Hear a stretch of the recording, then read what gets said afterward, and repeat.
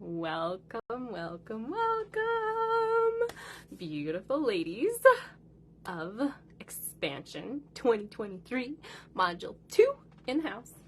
Okay, I am refreshing my computer screen here. Last time we had comments working instantaneously, so that was cool. And we will manifest that happens again. But if you're seeing this, you're probably catching the replay. So go ahead and drop replay in the comments for me. And then do me a huge favor and comment as if you were live. I just felt like I looked really dark right there. Maybe I don't, but I felt like I did. So somebody is watching live. Drop me a comment. Tell me hello. Tell me how you are feeling today. So some of my mastermind babes know what's up today, but I have my balloons back here that we went and got because today we sold our first ever rental property. We bought it. I have a cough drop so that my throat stays lubricated for you all. And I have half a quart here. I thought I had more than that to drink too. So we bought our first ever rental property 3.5 years ago. It has been quite the journey, quite the learning experience, and we sold it today. So all the celebration vibes in the house today. Okay, drop me some comments because they're not even working on my computer right now, ladies. So I see Ashley's watching live. I see Gina's watching live, but I want to keep up with y'all. Gina's here. Okay, thank you. Thank you, Gina. Okay. So we have Expansion Module 2 today. We're going to start with a drawing. This person is going to get a free 30-minute one-on-one call with me. And you have the choice. You have the option to have it be just 30 minutes, you and I, on Zoom. Or we can do it 40 minutes, you and I, on my timeline. So I like doing that every once in a while. And the person in my hot little hand here is going to get it. Oh my gosh, Rebecca Gonzalez, you have won a free 30 or 40 minute one-on-one. So congratulations to Rebecca. She actually won one last month during FemPower. So that's cool. That's exciting. Congratulations to Rebecca. Okay, today we are looking at a couple of different ways expansion will present itself to you. And I just want to kind of clarify something from Module 1 real quick. Do you remember when you're little, did anyone have growing pains? Drop growing pains in the comments for me if you ever had growing pains as a child. I meant to clean that up before I got on here. I'd seen that was smudged. Okay. I had horrible growing pains when I was like 3, 4, 5 years old. And like they hurt. I couldn't walk. I would be toted around a little bit more than, you know, any 3, 4, or 5-year-old should. I guess should. And at the time, my mom was married to a chiropractor. And so like my body was in alignment. There was all of the natural things that were being done, and still I was having growing pains. And my mom reflected that she's like, you know what? I had really bad growing pains growing up also, to the point that she would pass out. Like she would get sick to her stomach and she would pass out.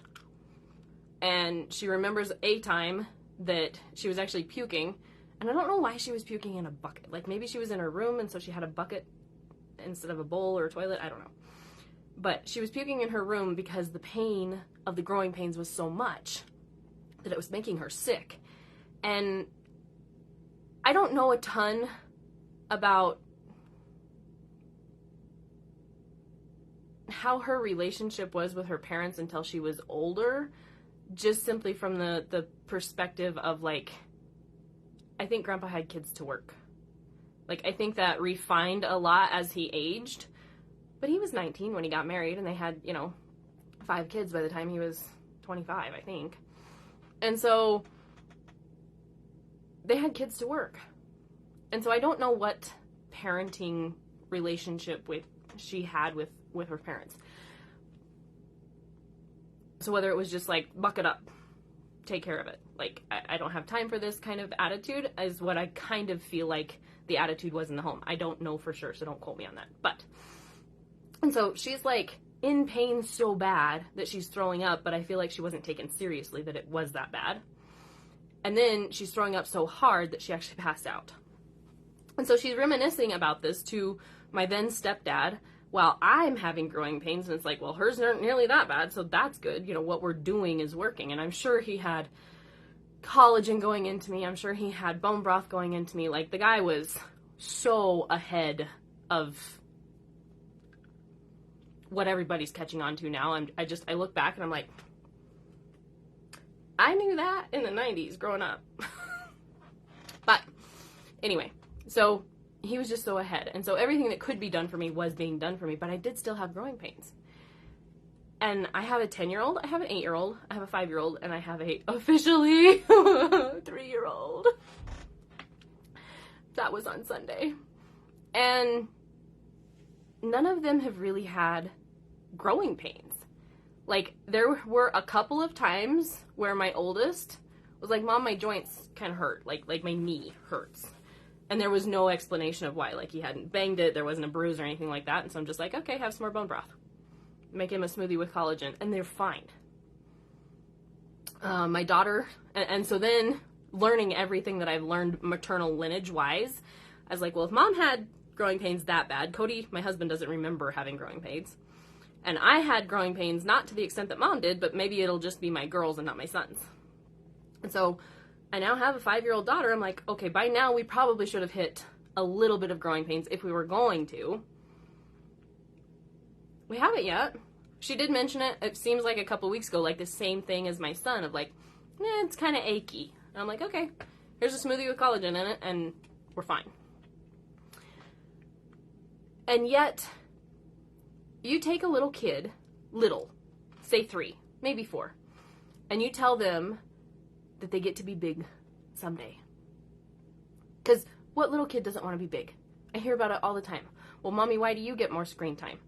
Well, Mommy makes money from her phone. It's not like I'm just playing games. Well, Mommy, why do you get to stay up later? Well, because Mommy's an adult and I have, I don't need as much rest as you do because your brain and your body is growing and developing. Well, Mommy, why do you? Well, Mommy, why do you? Well, Mommy, why do you? They're so set on growing up. They're so set on getting bigger. They're so set on, reaching adulthood. I had this conversation with my 10-year-old the other day. He's like, I think he wanted to drive. Like, he was mad. He had been told no about something. He was livid. And he's like, I can't wait until I have my own vehicle and I can just leave. I'm like, okay, where are you going to get the money for it? Like, you can leave. Where are you going to get the money for it? Oh, I love that, Ashley. And he's like, I'm going to save for it. And he's not my saver.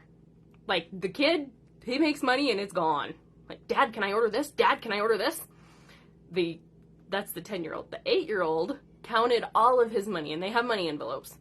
And so he counted everything in his savings, he counted everything in his spending, and he counted everything in his charitable giving last night, and he's like, Mom, I have $80. And then he made, maybe it was 90.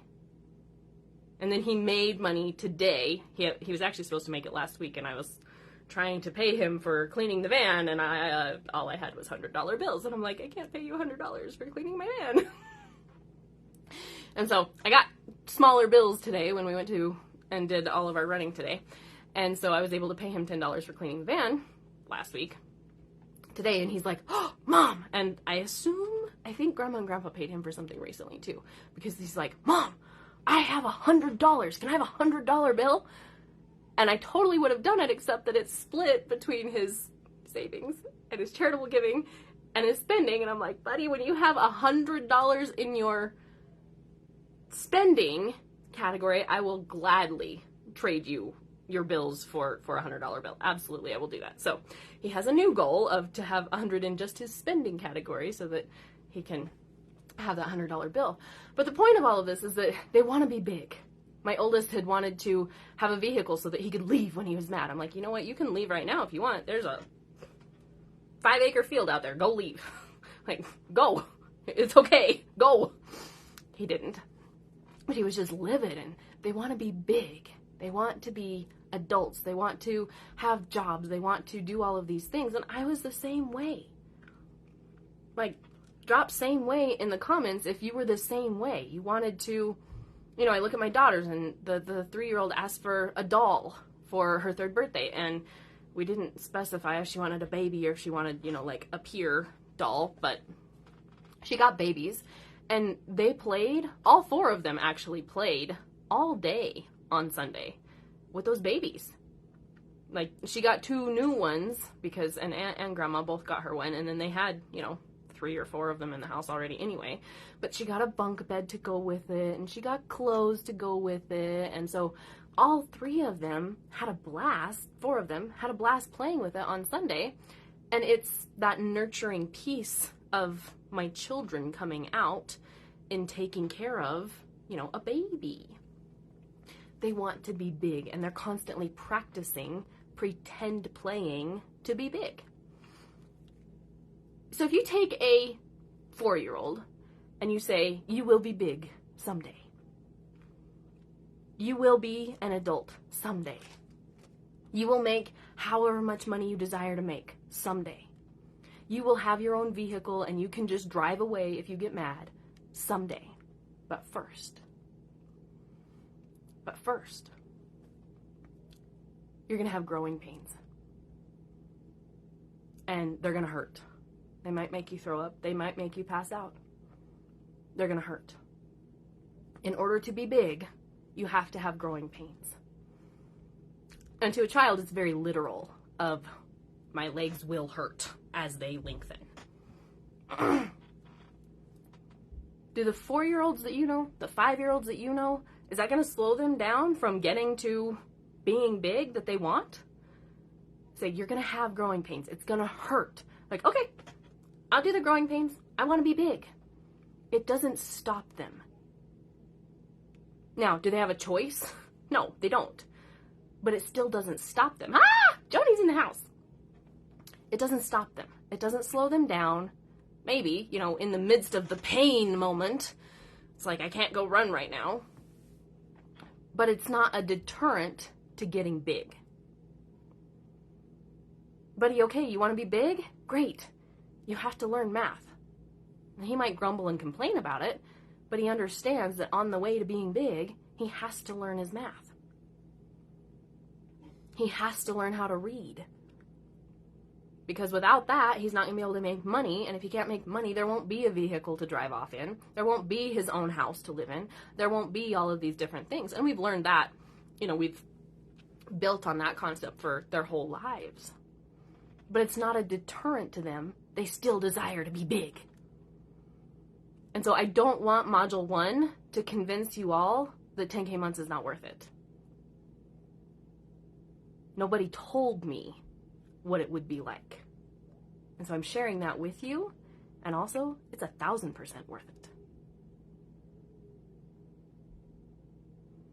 All the tax calls, all the tax emails, all the strategy pieces, looking for somebody to do email marketing for me, finding somebody to do email marketing for me, figuring out that really I have the capacity to do email marketing for me, for myself. Hiring the nanny, having her quit, hiring another nanny, having her quit. Each time we've gotten better nannies. Somebody that fits us better. That doesn't mean that the other ones weren't qualified. It just means that it's someone that fits us better. And each time, I have been able to expand into more hours or greater pay or both. The nanny that I had a year ago, I could pay her what I could pay her. I could give her the hours that I could give her. This nanny has more hours, and she makes more. I had to expand into that.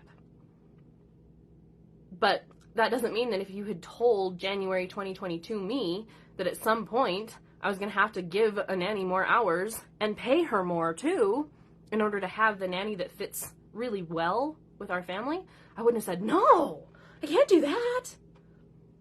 I would have said, okay, because within a year, I'll be able to do that. And I would have found the opportunities to expand into that. So our children, some of their expansion is forced on them, like growing pains. Like they don't have the option to choose the growing pain. It just happens. They do have the option to choose whether they do math or not, but they're going to do math. I mean, technically they have the choice, but they're going to do math. If they want screen time, they will do math. And so there are expansion moments in our lives that you're not going to choose. Just like in Vortex, there's going to be wells that you get shoved into and you didn't choose it. There's going to be expansion moments where you do choose. And honestly, the ones that you choose can be scarier. They really can. When you're like, yes, I will commit to that. I'll split it. I'll put it on 2 different credit cards because I don't have that much money right now, but I know. I did this in November of 21.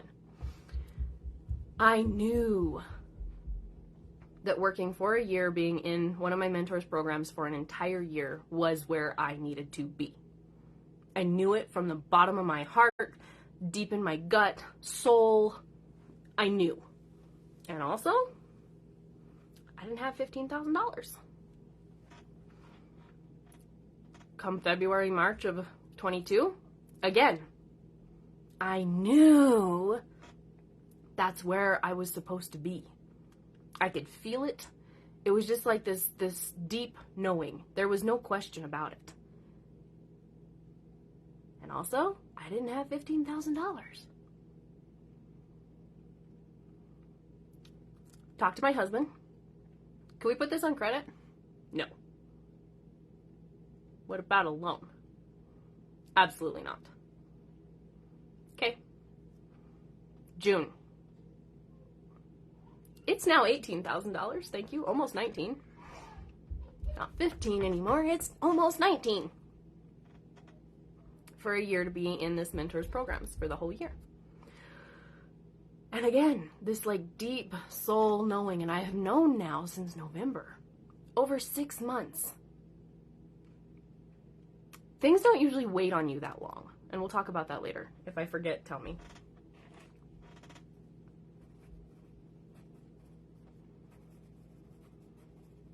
There, hopefully I don't forget. And so I was like, you know what? I'm not going to ask again. I'm going to figure out how. And I had a business credit card that I had gotten. Oh no. I applied for that specifically for this. For this almost $19,000 investment. I had a credit for $1,000 with this person, this coach, and so I was like, okay, it's only going to be not quite $18,000. I have to split it between 2 cards. One of them will be a personal card. Oh, I'm not supposed to put business stuff on a personal card. I'll just make sure the tax people know. It'll be one transaction. I'll just make sure that everybody knows. And did the math, figured out what it would be for me to pay off both of those cards by the end of a year, because I called both of them and I said, can I get 0% interest on these cards? Yeah, we can do that. Got approved for both of them. Okay, so all I'm going to have to pay off is $17,777 within 12 months. Okay. That means I need to have a payment of this much on this one, and I need to have a payment of this much on this one. I can do that. It will be a stretch. It will be expansive for me, but it will save me money over paying the coach monthly. And if for whatever reason there's a month that I can't, I'll make it up. Like, I'll figure it out. I trust me that I will make what I need to make in order to make these payments. I trust me. I trust me. That was freaking hard. I knew I was supposed to be there for over 6 months. And sometimes when you don't follow that nudge immediately, like there was something for you there that's not going to be there anymore. Like, and that sounds really odd. When you follow that nudge immediately, I think you expand faster. It's like, I don't have 15K, and also, this is where I'm supposed to be, so I'll figure it out and I'll make it happen. And it's like this leap of faith into expansion, and it rewards you greater. When you're fully in your head of, yes, it makes sense, I will get 0% APR here, and I will get 0% APR here, and it will be this much on this card, and it will be this much on this card every month for 12 months, and they will be blissfully paid off, and I don't have to think about it. Like, there's this cognitive, intellectual, this makes sense, this makes sense, this makes sense, and so I'll do it. And there's a reward in that. There is. I get to watch myself actually do this. But if I had leapt in November, when I had never had a 5-figure month yet, when I wouldn't have known where the payment was going to come every month, I bypassed an opportunity to expand bigger, faster. I genuinely feel that. I genuinely feel that. If I had just followed the intuition, if I had just followed the faith nudge and not overthought my way out of it twice, November and in February. It took until June to say, okay, I'm going to figure this out, and the end of July to get the cards and everything straightened out so that I could. But I bypassed it twice. What if I could be having the 30K months right now if I just leapt in November of 21? Because you know what happened? I got all the card stuff straightened out in July. I made the full payment, one on one card, one on the other card, on August 2nd of 2022.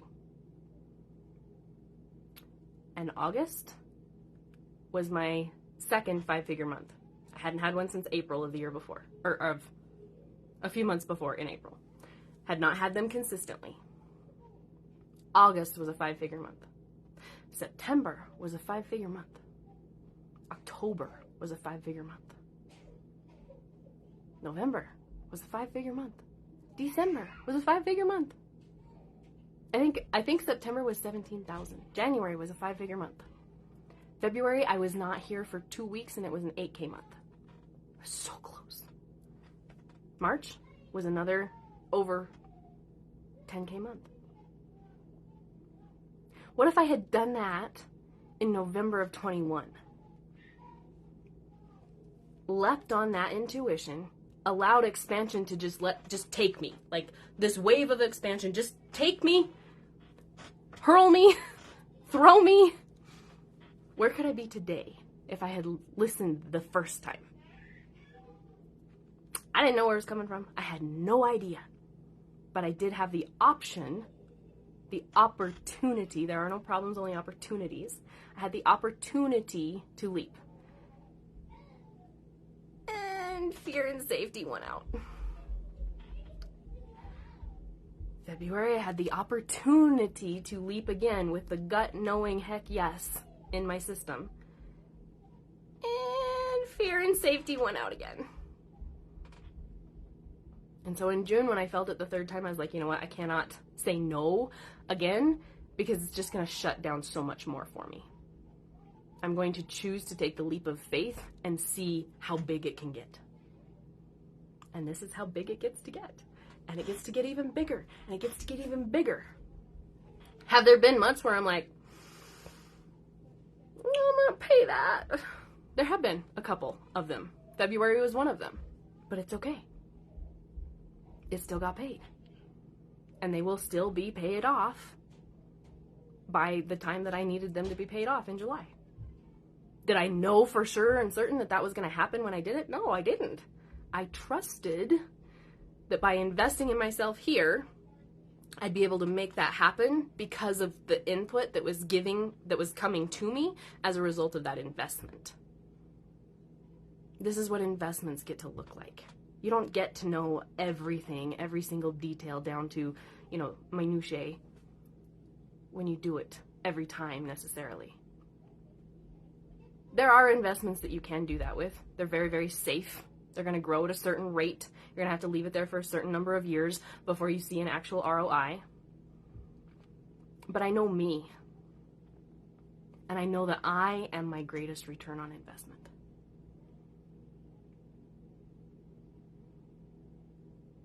And if you're in my world, whether you believe it yet or not, you are also your greatest return on investment.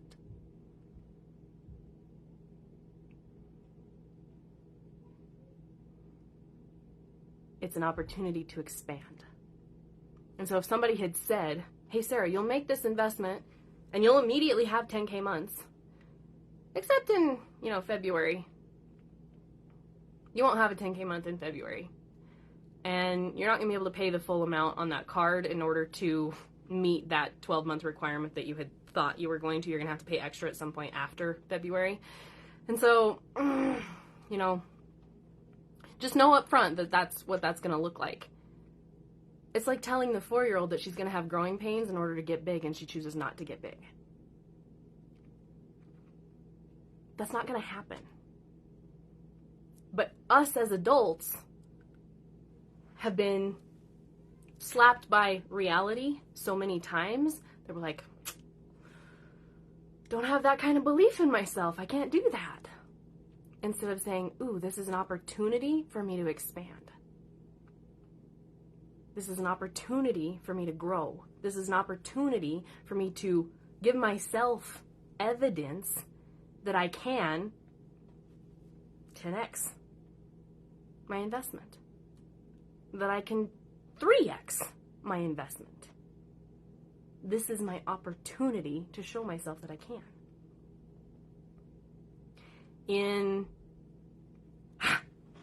This is the thing I miss most about my other account, is that I can't see my memories. So sometime in April, there will be a memory that pops up on that account that says,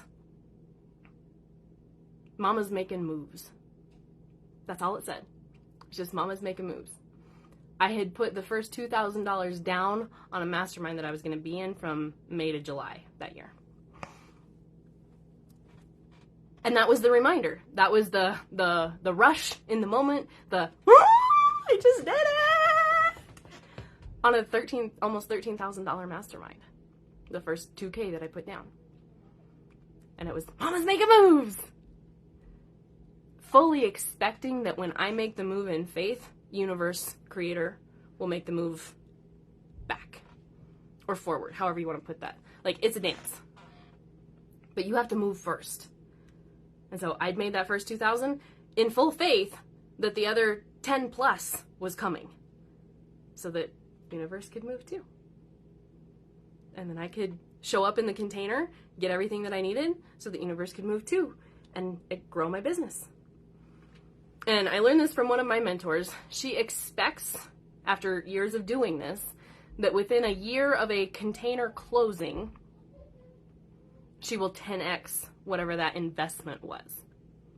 Like, she knows she can do that. And so that was I held the belief for that by the time the container was over. I did not have that belief going into it. So we started in May and we ended July 26th of 2021.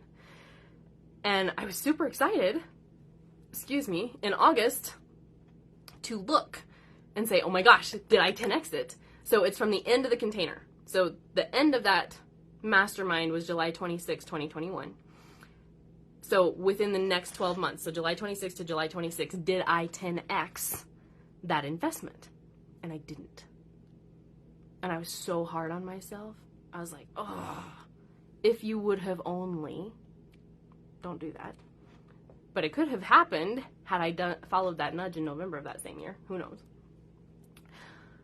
And so I just was like, didn't do it. Oh well, what I did do was pretty freaking amazing. Moving on. And I didn't look again until January. I was like, you know what? I wonder if I've 10x'd that yet. It was like 6 weeks after I looked, I 10x'd it. It took me 15 months to 10x a almost $13,000 investment from 2021. That's the kind of person I am. And if you're in my world, that's the kind of person you are also. Someone who integrates, someone who implements, someone who shows up to a free masterclass that has wild value and turns around and takes what you can and implements it. Those are the people that are in my world. And so much of expansion is like that, but it starts with the minute moments. I thought I was talking parenting today. We'll see if we get there.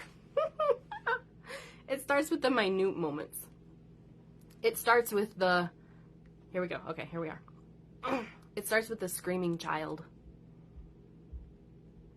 who, you know, if they'll just eat the, you know, piece of bacon or just take the apple or just have the yogurt, that they will feel better because this is a meltdown because their blood sugar is low or their protein wasn't high enough when they ate, you know, the banana for breakfast, when you told them, don't just eat the banana, you have to have protein with it.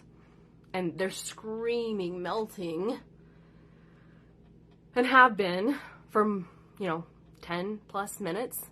And you're like, oh my gosh, would you just shut up, please? And you choose in that moment to see it as expansion. Everything you do, every move you make, I'll be watching you. Everything you do, every move you make, every decision you make, every moment of your life is either working you towards the desires knit into you or working you away from the desires knit into you.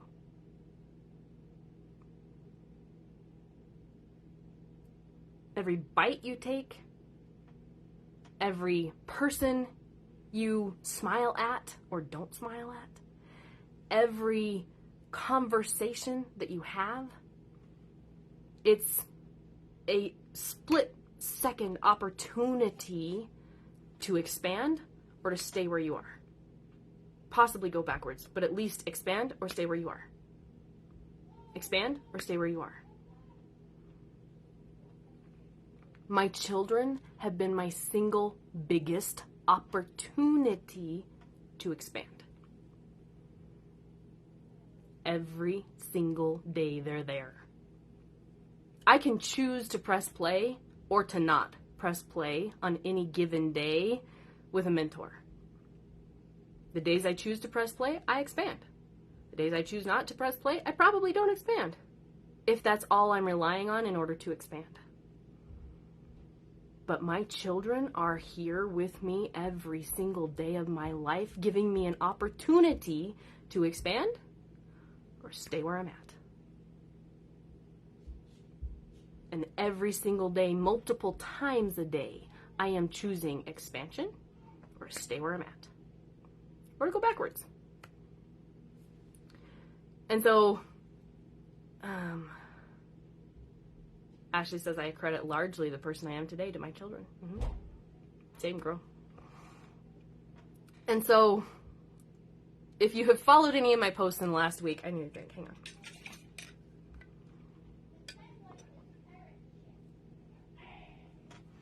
I have been talking more about my children and that technically I do think they are neurodivergent. Wow, why is that hard to say? Neurodivergent. I do not have official diagnoses, so don't ask me if I do. I have done a ton, and I mean a ton of research. And if you're a mama, you know that there is no mama who doesn't, trust a mama's gut. She knows. She knows. And so I have done a huge amount of research. I know that one of them is definitely on the spectrum. Pretty sure, 98% sure 2 of them are. And I'm working into believing that maybe a 3rd one is. We'll see. And so I didn't understand so much when they were little. I didn't look for it. I actually was afraid to have neurodivergent children. And so I didn't want to even put us in a position where that might actually be something that came up. And in, I think it was 2018, I read a book called Look Me in the Eye, and it was by a man with Asperger's. And it was like, well, it may not be Asperger's, but it's something in my 2nd child. And so it made me actually start looking for what that something might be. And it made me start treating him a little bit different. I had already figured out that he was very tone sensitive. If I was irritated at my husband about something and I said, hey buddy, go blah, blah, blah, but he could hear the irritation, I wasn't irritated at him, but if he could hear the tonal difference of irritation, he'd bow up and it'd be a fight. And I'm like, I just asked you to hang your jacket up. Actually, no, I asked you to eat the bacon or to eat the yogurt. That's all I asked you to do. Something beneficial for your body, not beneficial for the house, not beneficial for me, not taking anything off of my load. Just eat something that's going to make you feel better. And it's a giant fight because he could hear the irritation of me with my spouse. And so I became very careful with how I would ask him to do things. And then I learned that the more sensitives that you can have involved, the better. So I would, touch him on the shoulder, look him in the eye. He does not like to be looked in the eye. That's been a fight, and one that I didn't know not to pick until it was too late. They don't have to look you in the eye. In fact, he actually hears better if he's not looking you in the eye. I don't understand how that works, but it's how it works for him. Like, he will cognitively process better. It's like it's too much input looking me in the eye, so if he looks at something inanimate, while I'm telling him what needs to happen, he's processing better in his brain. Took forever to learn that. But it helped a ton. I want to read Casey's comment here real quick. I leaned into the idea that humanity is supposed to be neurodivergent. It changed my parenting and perspective so much. We need all types, and the normal is part of how we are supposed to be good workers for the system. Bingo, baby. Bingo. And so I started talking about some of the struggles that we've had in the last couple of weeks. Not struggles that we've had in the last couple of weeks. We've definitely had those, but I've started talking about it. Like, I was terrified to say it because as a man thinketh, so is he, and the words of our mouth become our reality, and like all of these different things. And because I was programmed to think that it was a bad thing, I didn't want to speak it into existence. And yet, a large part of their little years, it was like head in the sand. If I don't talk about it, it's not there. And that's not how words of life work.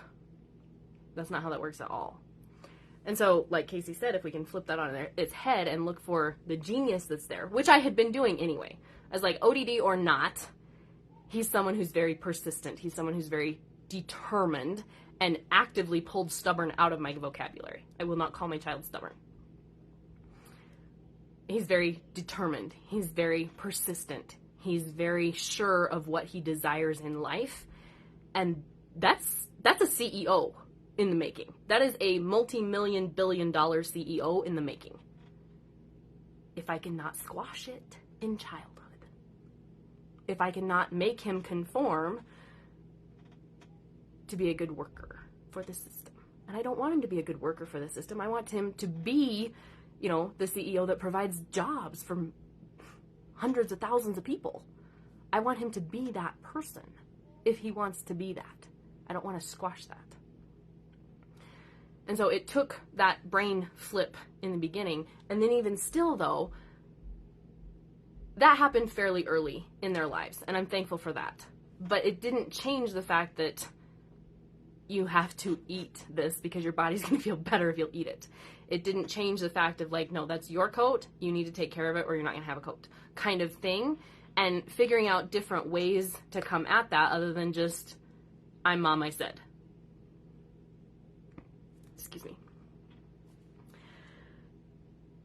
And so in the last few weeks, like I learned a ton. 2018, we came home from Sakot in Wewoka, Oklahoma. We came home from Sakot, and the Sakot trip was horrible. Like, not gonna lie, it was awful.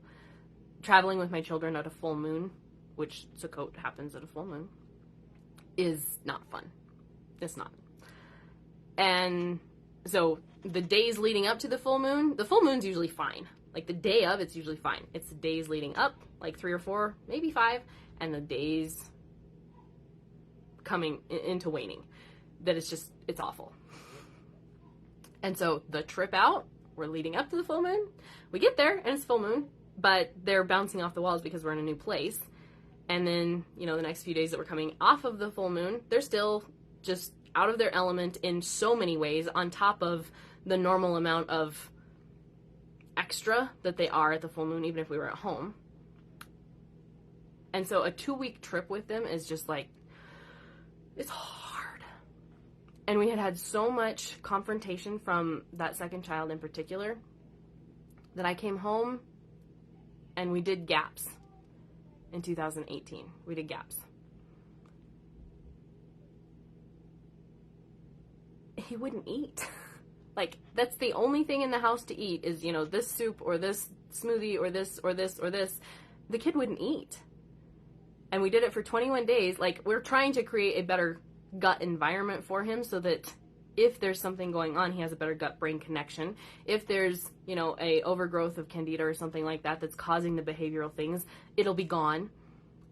We're trying to help him, and it just turned into a big fight over what he couldn't eat. Like, we took everything out of the house. It's not like he could go rummage in a cupboard and we're fighting over that. It's like, no, this is the food that's in the house. This is what you can eat. And that was a screaming, knockdown, drag-out fit. 3 minimum times a day. Like, he would fast. There was one day, he just wouldn't eat. He just wouldn't eat. And so we did GAPS for 21 days, and my husband's like, I'm done. I am not fighting with him anymore. I'm done. It either did what it was going to do, or it didn't do what it's going to do, and we're done. And I was like, okay. Same thing happened in, I guess that was 18. Same thing happened in 19. And so at that point, I had heard of a mom coach. And I was like, maybe that's the problem. Like, all arrows are pointing at me, right? Hello, mom guilt. Like, he acts like this, it's on you. He acts like this, it's on you. That one acts like this, it's on you. That one acts like it's on you. You yell, you scream, you throw the fit, it's on you. And so all arrows are pointing at me, all fingers are pointing at me. I'm like, okay, so I'm the problem. You know, this is before a Taylor Swift song, right? So I guess I need work. So I will hire the mom coach so that I can figure out what's wrong with me, so that I can fix me, because right now all fingers are pointing at me. I did a 15, 20, maybe it was 30-minute consult with the only one that I knew of at that point. I was not in the coaching world at all at that point in 2019. I did whatever her initial free consult is, and I was like, wow, I really do think that she could help me a lot. That would be amazing. We get to the end of the call and she tells me the price, and my jaw hit the floor, and I was like, I'll have to talk to my husband. We'll see. I wasn't creating an income. I wasn't doing massage therapy anymore. I was home full time. Like, there was no extra money in the budget right then. And so I just didn't get back to her. I was like, I can't do that. I'm sorry. I just didn't get back to her. And then in 2020, fall of 2020, this was again about November, and I had picked up on it, you know, cycle syncing coach. It's not just female cycles, it's patterns that I see very quickly. That's my neurodivergence. And so I was like, okay, we did this in 18, we did this in 19, now we're doing it again in 20. All fingers are pointing at me. We're having horrible fights again. This is awful. I'll reach back out to that mom coach, because by then I was actually making somewhat of a income. Not fantastic by any stretch, but I was putting myself out there, and I was seeing the value of being in other people's programs and coaching spaces and growing. And so I was like, okay, I could do what she told me last year. So I reach out to her again, and she quotes me a price that was double what it was the year before. I was like, are you serious? Oh my gosh. My situation has not changed that much. Thank you. I guess we'll save for that again. And she comes back to me and she says, and it was a few weeks. She was like, so can we do this? Or whatever her follow-up method was. And I was like, I'm sorry, I expected the same prices last year, and I know you're totally worth it. And also, I just purely don't have that right now. And she said, well, what if I stick with the price that I quoted you last year and we do this anyway? And I said, are you serious? She said, yeah. I said, I don't have bandwidth until January. It was November at that point. I don't have bandwidth for it until January, but I will give you the first payment now. And so that's what we did. I paid for 3 months of coaching with her. First payment was in November. Next one was like February, I think. And then the final one in March. And I didn't learn any new methods to help my children. I didn't learn any new parenting hacks. I honestly don't even think I did much healing on those calls. What I learned was that I'm a damn good mom. I was already doing so much of what she was recommending. And it's often in those situations where you pay for somebody to help you with something that you're like, I could do this better. Like, not that she did a bad job by any means. That's not what I mean at all. It was just, oh, it takes someone else saying I'm worthy of whatever the price is for the expertise that I have. She had 7 kids to share with you. And then I get into it and I was like, it's just a self-worth piece. Again, just a self-worth piece, like we talked about in Module 1. She knew her value. She knew her worth. She knew what was working in her household. I didn't. And so then it was like, okay, well, I'm already doing so much of what you're telling me to do. There were nuances. Yeah, there were little things that I picked up. Like, she had an incredible list of adjectives. And, like, pick 10 of them, that reflect your child. And use them on a regular basis. Buddy, you're so, like, it was A to Z adjectives. She had a list that was ginormous.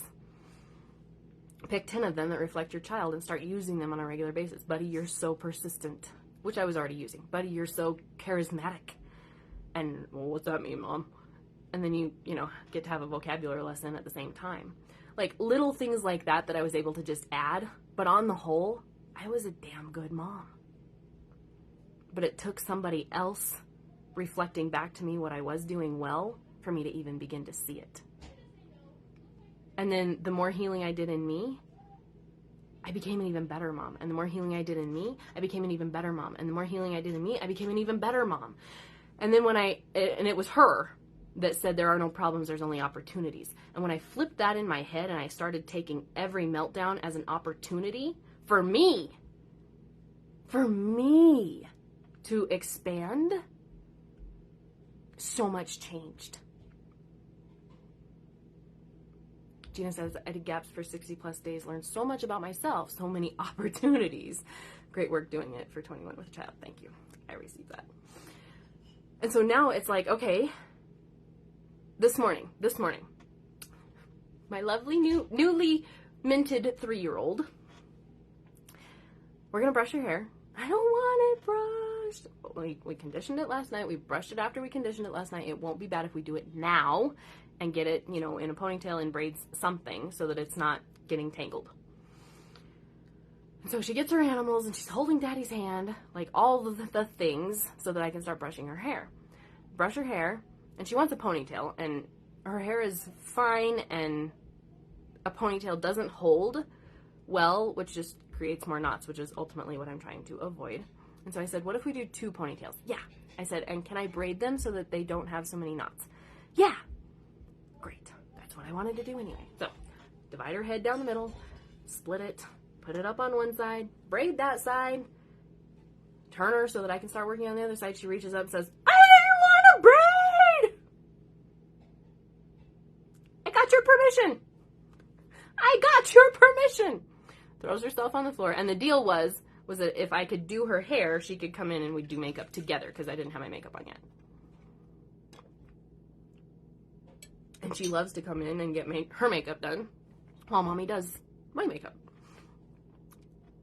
Throws herself on the floor and starts just screaming and crying. I'm like, okay, I have, at that point, probably about 40 minutes to get out the door with Cody to go to the closing. And so I came in and I just started working on my makeup while she's screaming and throwing a fit on the floor. Knowing that it's okay for her to feel, it's okay for her to be emotional. I had gone through, gotten the permission on all of the fronts. She's missing out on the reward that I was going to give her, so natural consequence. She's laying on the floor screaming and crying, saying, I want my hair brushed. And I'm like, okay, well, I will be back to do that with you when I'm done doing my makeup, because that's what has to happen now. And so by the time I get back, she's like red eyes, puffy, all of the different things.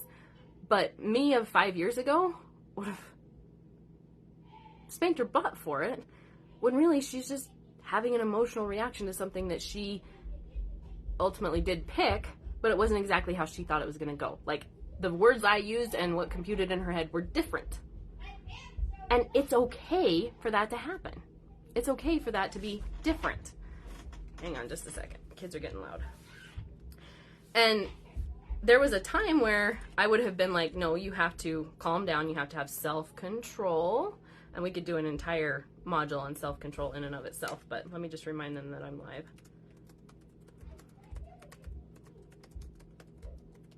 Okay.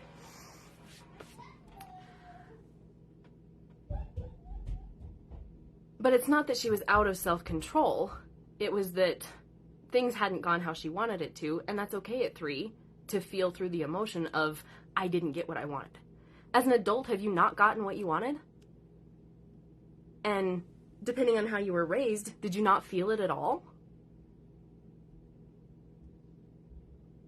Like, I became a better parent in the last 3 years, helping me heal.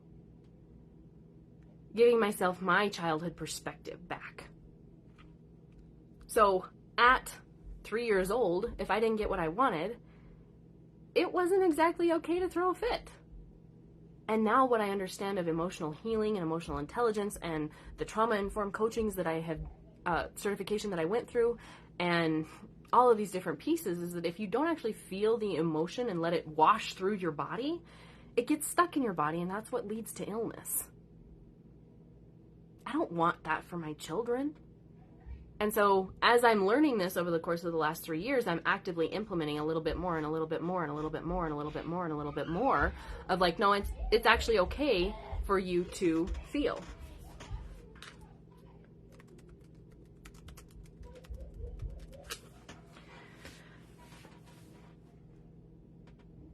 Now, there's a lot of opinions around where a child is allowed to feel. Like, she doesn't want us to touch her when she's mad like that. Like, I would totally hold her and cuddle her if she would let me, but she doesn't want touched. And so it's like, okay, you don't want touched. I could sit here, 3-ish feet away from you, but then she kicks herself away. She doesn't want me that close either. So it's like, okay, I'll just go do what I need to do, and when you're ready, I'm here. Our house is small. It is so small. It feels like. I would prefer that she would go feel in her bedroom, but I also don't want her to feel isolated, because I've heard this, and this only comes from having worked with clients. Like, it was okay for me to scream and throw a fit, but I had to do it in my room and I felt alone. Well, crap. Because I had worked myself into a place of allowing my children to leave and go feel, but they needed to do it in their room so that the door could be closed, because my children scream loud. Like, we go to study and I hear some of the other little ones there. I'm like, that's crying? You're crying? You look like you have the sniffles. That's not how my children cry. And so, like, some of that has to, I'm just like, you're going to have to trust that when you're ready, I'm ready almost immediately as soon as you tell me that you're ready. But in order to scream and feel this emotion, you have got to remove yourself to your bedroom, because you're disrupting the entire rest of the house right now. And I'm okay with that. The feeling of the emotion in an appropriate location. Yes, actually, that's why I simply could not get behind spanking, because it shuts down their emotions and puts them into a trauma response. Yeah.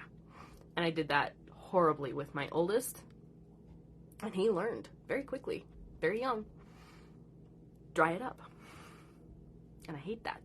And he knows now that it's okay to cry, and it's okay to feel, and it's okay to all of the things. But it took my second son, who didn't respond the same way that my oldest had, to dry it up.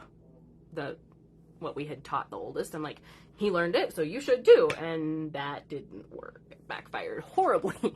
And so it was like, oh, okay, well, And then it struck me, I don't remember, I was not in coaching spaces at this point when it struck me of like, oh, I'm shutting down his emotions. I can't do that anymore. And I quit saying dry it up.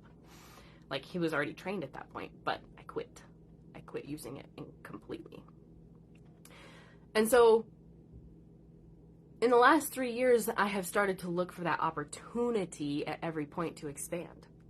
Like, you want to throw a fit? Fine. It's my opportunity to expand my emotional intelligence.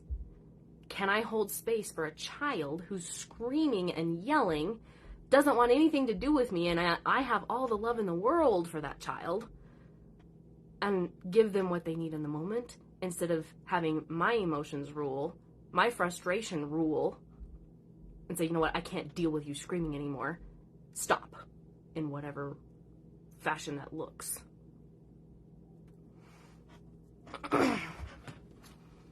And so,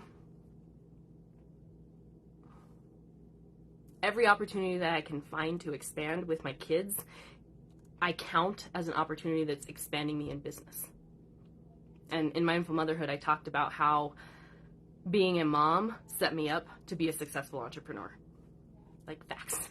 There's so many pieces of being a mom that just spill right on over into being a successful entrepreneur, which is incredible. And so when your kid is screaming and crying and they don't want anything to do with you, sit back and just remember that it's an opportunity to expand. And if you need to go have your own little hissy fit, go have your own little hissy fit. Just don't involve them in your hissy fit. This is from Melanie Ann Lair also. She doesn't have children, and this was so profound though. It was like, so my 8-year-old is the one that will argue. And in hindsight, my mom told me at about 8 that I should be a lawyer, so, you know.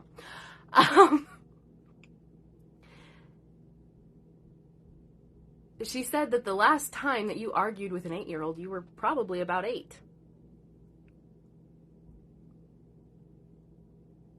Well, when we're talking about the oldest, yeah, you're right. If we're talking about the second, then the last time I argued with an 8-year-old was 2 years ago, but pretty close. How much emotional intelligence did you have when you were 8? Well, you had the emotional intelligence and emotional capacity of an 8-year-old. And however much your parents were able to breed into you then, which was determined by how much they had. And so you argue with an 8-year-old as your inner 8-year-old, unless you have grown and matured enough in emotional intelligence to be like, no, I am the adult. And I posted this last week, I think. I was like, you get to be the I in your children's storm. To remove yourself from the situation and be like, okay, I can't argue with an 8-year-old because it's going to get me nowhere. Have you tried to argue with a 2-year-old? It doesn't work. Or a 3-year-old. It doesn't work. Let's see, I had a cousin that called it, I don't negotiate with terrorist toddlers or something along those lines. I was like, yeah, that's pretty on point. And so if you can remove yourself from that 8-year-old, the inner 8-year-old inside of you that wants to argue with the 8-year-old that you're dealing with in that moment, and say, no, I'm actually 33. If I was going to handle this as a 33-year-old instead of an 8-year-old, how would I handle this? And that's how you proceed in that moment. It changes so much. But you have to be able to have the awareness first that you're about to argue with an 8-year-old. Choose to see it as an opportunity for you to expand. Remove yourself and choose emotional intelligence and see how you can grow in this moment. How can you expand in this amazing opportunity that has been presented to you?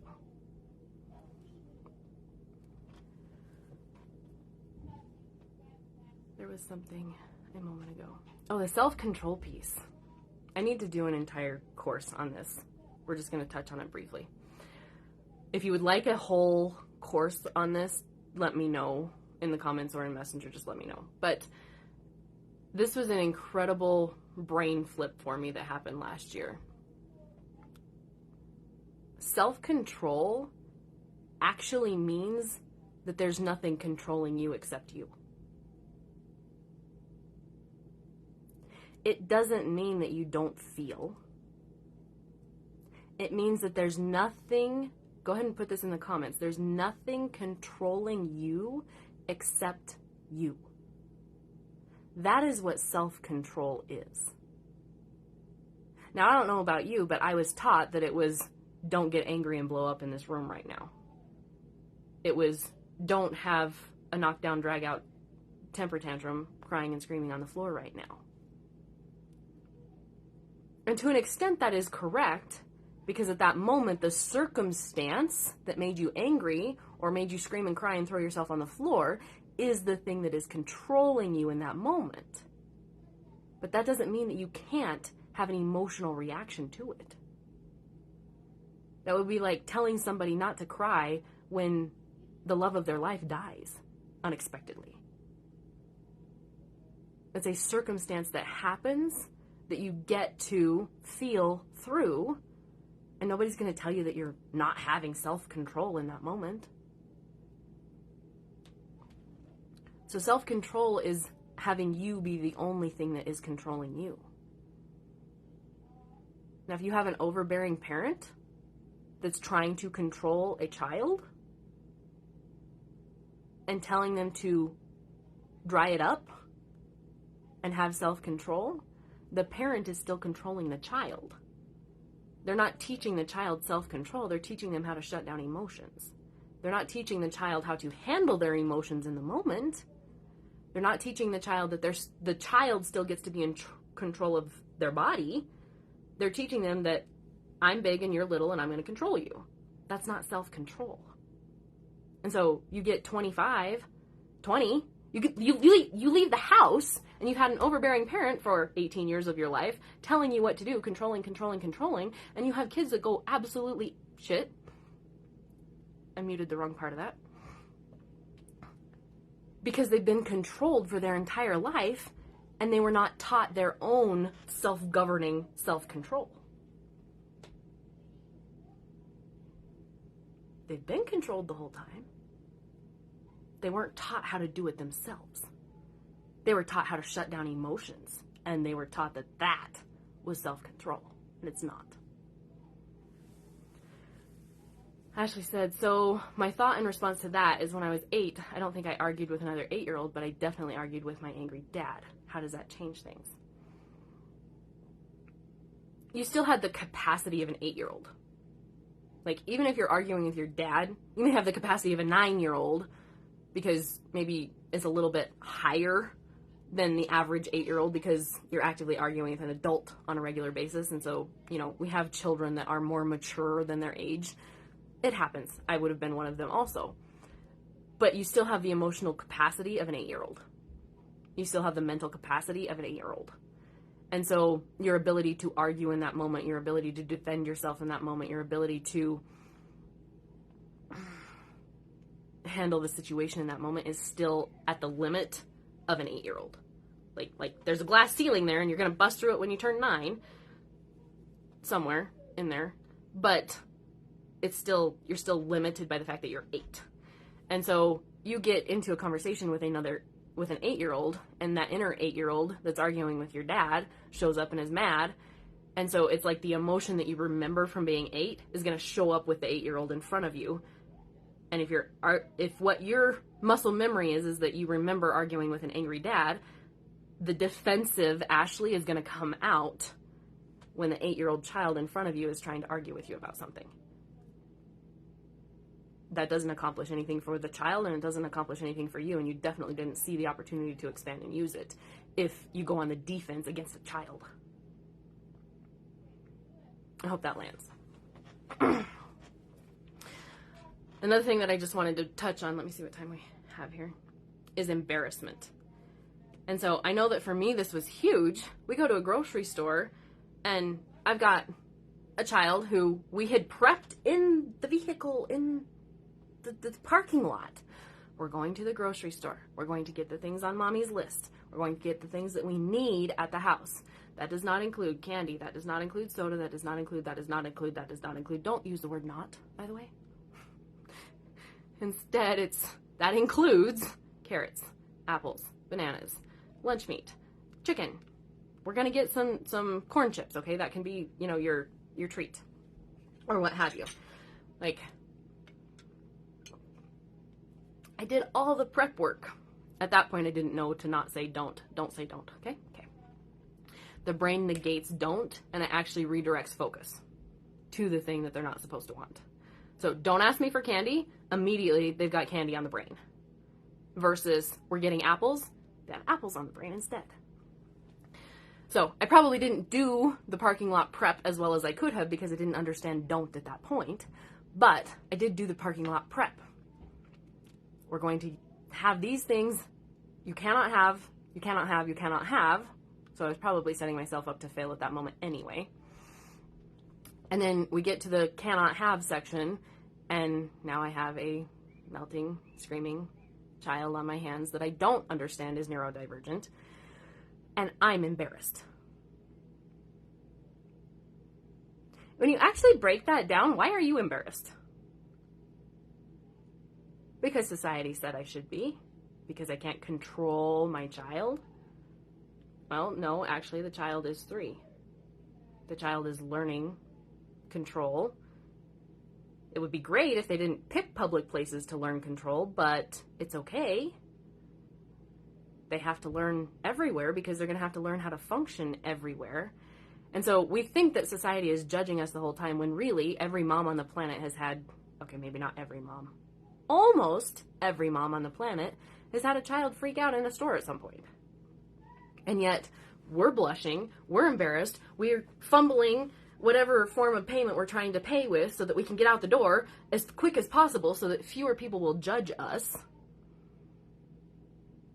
When really, like, the human that I am now, the healed human that I am now, is like, yeah, my kid's screaming, so they're learning that no sometimes happens. What did you act like when you were told no at 3? Like, there's no need for me to join them in that emotion because they're mad that they've been told no or whatever the issue is. And now I'm joining them in the emotion, but mine's embarrassed, fear of judgment. And so I'm joining them in the emotion. It may not be the same emotion. Like, they're pissed that I said no. I can either join them in that emotion with my own embarrassment and try and rush us out of the store, which then makes me angry and frustrated because I can't get the car to do the thing that it's supposed to do because I'm in my emotional state right now, or in the emotional state that I'm in at that moment. So then I'm even angrier because the card thing won't work. You're screaming. I told you no. I prepped you in the parking lot. I said it's not going to work. And now you're screaming. You're embarrassing me in front of all of these people. I can't make the thing work. I'm trying to get out the door. And by the time you even walk out the door, you're crying. Because nothing worked.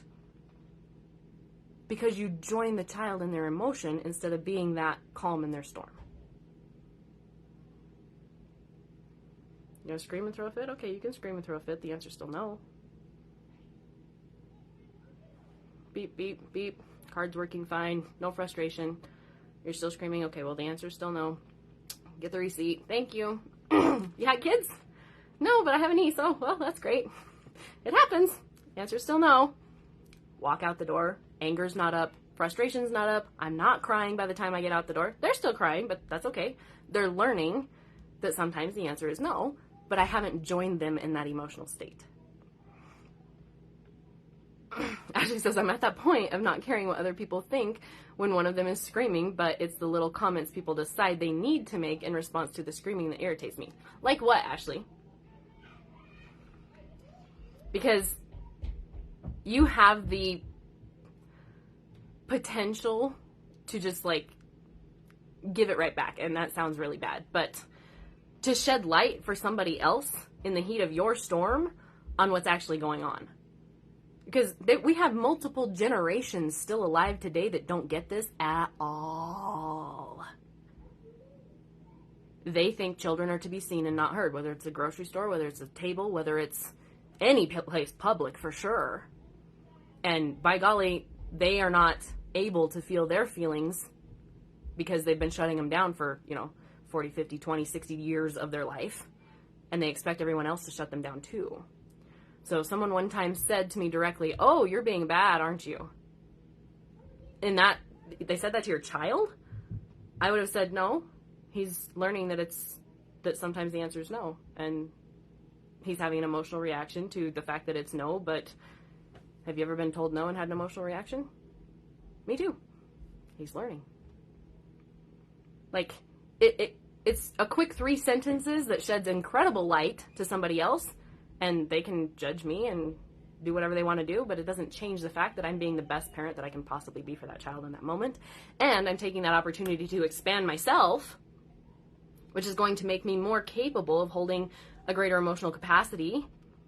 And believe you me, more money does equal that you have to have a bigger emotional capacity. It does. Like I told you in Module 1. All the things that have happened this year that I did not anticipate. I did not anticipate that with 10K months. Like, yeah, I'm going to need more team. Okay. I didn't anticipate that more team still meant more work. Like, no, I have the team, so I don't have to do the work. No, they still need stuff from you in order to do their work. I don't know the answer to that question. I'll find the answer. But it definitely has stretched my emotional capacity this year. Like, I'm not yelling and screaming at my kids anymore. I'm not trying to make them behave how I think that they should behave. I'm giving them space to behave how they need to behave in order to grow and evolve and learn and become their own governing body.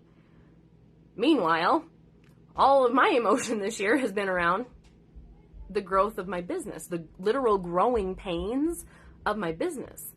But even if you had told me 2 years ago that, oh, you want 10K months, guess what? I wouldn't have said no. I would not have said no, because I wouldn't be the human I am today. I wouldn't be the parent I am today if I had said no to the growing pains of my business. I wouldn't be the wife I am today if I had said no to the growing pains of my business. Like, nothing would be who I am today if I had said no to the growing pains of my business. And so I will say yes to the 10K growing pains. I will say yes to the 50K growing pains. I will say yes to the 100K growing pains. I will say yes to the $1 million growing pains. Yes. I will figure it out. I will choose to expand. I will take the time to let myself have the emotional reaction and cry the tears so that I can expand. And my children are the number one place that I get to do that on a daily, and I do mean daily, basis. Gina says, definitely relate. Amazing. Okay, we are about out of time here. I do want to, my plan is to be back with Module 3 on Monday, okay? So Module 3 of expansion on Monday. I don't have a time set yet. I will let you all know as soon as I can. This account is still unable to create events in here.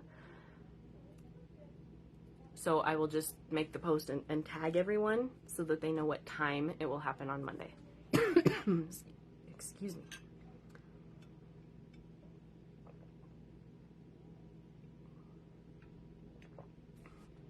Please do continue to share the I'm in graphic. Because, and if you tag me, your name will go in the cup. I think I saw somebody share it this morning, but you didn't tag me, and I don't think I got the screenshot of it. I'm not sure. So please do tag me. You can tag me on Instagram at Sarah_FemPower, and Facebook is Sarah FemPower. And I will get your name in the cup. We're going to draw another name here in a minute. If you feel complete, you're free to go. I am going to tell you a couple of ways that you can expand yourselves in my world.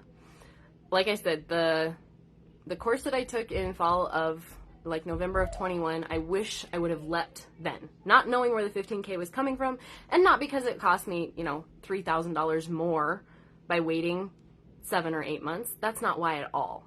I feel like I'd be so much farther, faster, if I had leapt at that first nudge. I'm going to unplug my charger here real quick. Maybe. There we go.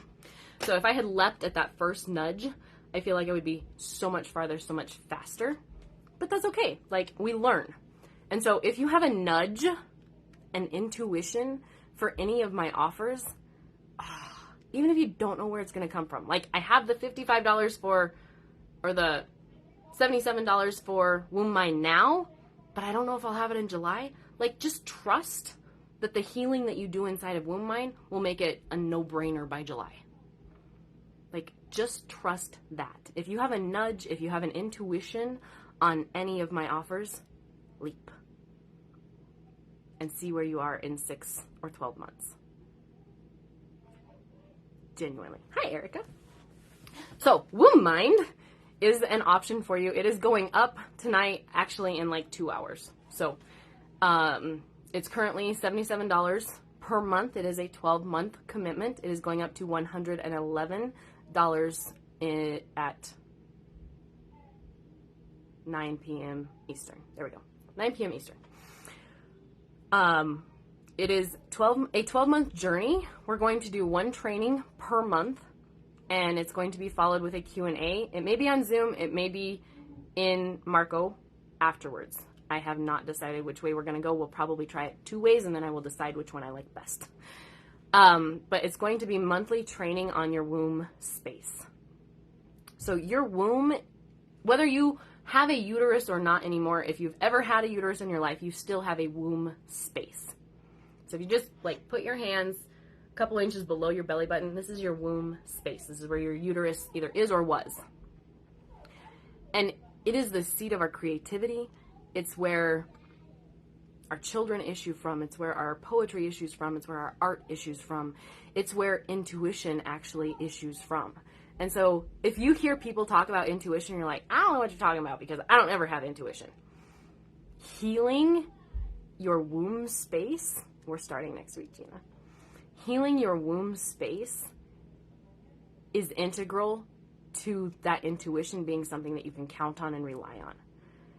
So November of 21, I had the intuition. Womb space was like, heck yes, do this thing. Do it, do it, do it.